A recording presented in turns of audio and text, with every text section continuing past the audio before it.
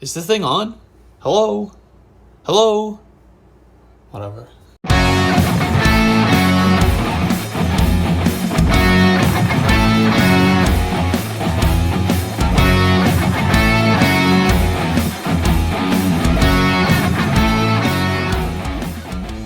What's up, everyone? Alex Johnson here. Welcome to episode 6 of The Little Johnson Show.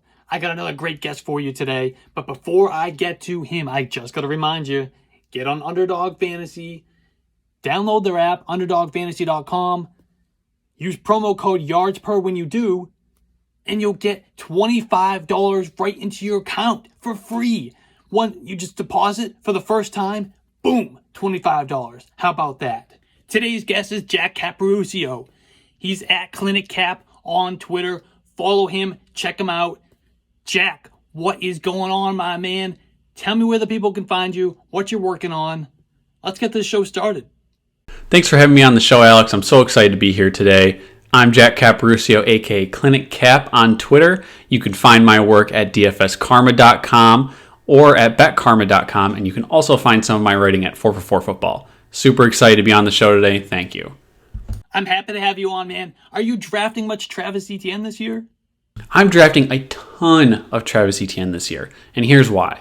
I think he's going to have a DeAndre Swift-like rookie season. If you remember last year when Swift came in, everyone hated his situation because he was in Detroit. Detroit's not a very desirable destination, and people kind of felt the same way about Etienne, and mostly because of the James Robinson factor. I think Etienne is going to be a factor after probably week 6, week 7. He'll probably take over the majority of the role, and in between then, I think he's going to have great PPR value. As Coach Urban Meyer said, he's going to move him all over the field. We already saw it in the preseason game. He's been getting involved in the passing game. So if you're in a full PPR format, I'm all over him, and I love him as a best ball target. I'm with you, man. He's going to have a role right out the gate, and it's just going to grow and grow and grow until he takes over that backfield. By midseason, second half of the year, it's going to be all Travis Etienne. He could be a league winner by the time the fantasy playoffs roll around. The upside with Travis Etienne is huge. Thoughts on Jalen Hurts? What's his upside? So this might be a little bit controversial, maybe a hot take, if you will. But I'm still big on Jalen Hurts. If everyone remembers, as soon as Carson Wentz was traded, everyone was all over Hurts. They said, oh my gosh, it's here. The Konami code is here. The next great late round QB is here for fantasy. And then people kind of cooled on him over the offseason because, they say, oh, they're not sold on him as the future of the franchise, yada, yada, yada. We have the Devontae Smith injury to worry about now. But I'm still big on Jalen Hurts. I put out my rankings update the other day, and I've got him all the way up at QB4. And, some people were frankly angry about it because they're like, oh, I don't see how you can, value him over X guy and X guy. But it's not about that. It's about where you think a guy's going to finish by the end of the year. And I think the case with Jalen Hurts is a top 5 fantasy quarterback. We've seen it before with Konami code quarterbacks. You don't have to be a great passer to be a great fantasy quarterback.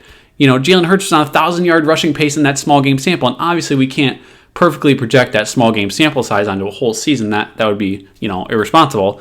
But I think even if the offense is bad, he's going to have to run for his life, and you should like that for fantasy.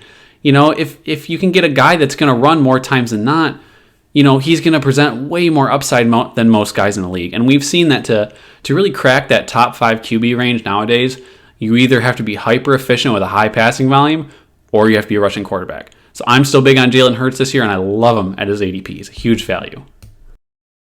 His ADP has been free falling on Underdog lately. But like you said, his upside is through the roof. And his floor is quite high too, given his rushing ability. I can't get quite as high as you on him to put him in the top 5. I do have him at 7 though, but this is a guy who could legitimately be the QB1 by the end of the season. No quarterback in the history of the NFL has ever thrown for 4,000 yards and rushed for 1,000 yards in the same season. Jalen Hurts could be that guy. I love him. I'm all on board the Jalen Hurts train. Who's a guy in Dynasty you're stashing and you're just not quite ready to give up on yet? So one guy I'm still stashing in Dynasty and I'm not ready to give up on yet, and this is partially, one of those personal stories, but I love Phillip Lindsay. Ever since he's come in the league, he's been gritty. He beats out the guys in front of him that he shouldn't even be competing with. He was an undrafted free agent. And now he's getting a chance on the Houston Texans, and reports coming out are he's going to be the starter over David Johnson. I just like him too much, and I think, we've seen him do it before already for fantasy. We've seen him be a productive fantasy football back, and he's dirt cheap. If you want him on your dynasty roster, go send out a 4th-round pick for him, and somebody will give you Phillip Lindsay. And those late picks are essentially lottery tickets anyways. They're scratch-offs. So you might as well scratch it off on a guy that's probably going to have some volume. He's been good before and, not the best offenses. And he's cheap. So go ahead and go get him. Lindsay is absolutely free. And the talk out of Houston lately is that Lindsay's going to be the lead guy. If that's the case, there's value there. No matter how bad their offense is, there's some value there for sure. And if Watson ends up playing for them for the majority of the season, Lindsay's going to be an absolute steal where he's going right now. Who's one player you can get outside the top 5 rounds that you try to get in every single draft? There's a few guys I was thinking about for this because, there are a lot of mid-round wide receivers that I tend to like every single year. But one of the guys I'm really keying in on and hoping to leave every fantasy draft with is Jerry Jeudy, the Denver Broncos. He's a guy outside of round 5 that I really think could return wide receiver 1 fantasy value for you by the end of the season. He reminds me a lot of Deontay Johnson after last year in the fact that he's a great route runner. He gets great separation, but, he had some drops. And I think a lot of that is because his quarterback play was horrendous. It was horrendously bad. He had terrible targets. Those catchable targets were low for him. We have to expect if Drew Lock is starting that he had some kind of progression forward. He got better as a passer in some way because otherwise he wouldn't start over Teddy Bridgewater, who they just brought in. And if Teddy Bridgewater starts, then that's improvement on Drew Lock last season. So what I'm getting at is either way, I think Jerry Jeudy is going to have improved quarterback play. People will cite the return of Cortland Sutton as a ding on him, and I don't think that's the case. I personally think that Jeudy is the better overall wide receiver. Sutton fills a role as a 50-50 ball guy, and he'll have, he's more likely to have that double-digit touchdown presence. But in a full PPR league, Judy's the guy you want, especially at their respective values. So I'm trying to leave every single draft with him because I think right now people are overcorrecting on that bad QB play and the competition for targets argument. And I think people are going to regret not taking him earlier. Man, I wish he had a better quarterback situation because, like you said, he is super talented. I think he could be a target magnet in the short and intermediate of the field, enough to still be a top 30 guy, even if his quarterback situation isn't great. Outside of fantasy football, what is something that you're super passionate about or something we don't know about you? So outside of the fantasy football world, something I'm super passionate about and people might not know about me is that I wanted to originally be a professional writer, like screenwriter, novel, what have you. And that has kind of displayed itself a little bit in my fantasy work now. That's kind of my outlet for that need, that want. And I've written an entirely original screenplay before, actually, for a whole television series. That was one of my projects in colleges where I developed it. I had the pitch documents to send it to Netflix and other streaming services to actually sell the thing. And that's something that I've always been really passionate about, is just writing in general. It's one of my biggest loves, and something more fun that I'm passionate about, as I'm a Star Wars nerd, big time Star Wars nerd. So I'm a nerd and I'm fine with admitting that. I played a video game against the guy who actually played Anakin Skywalker as a kid. So that's another little fun fact for you all out there. Let's end with this. Give me your boldest prediction for the 2021 season.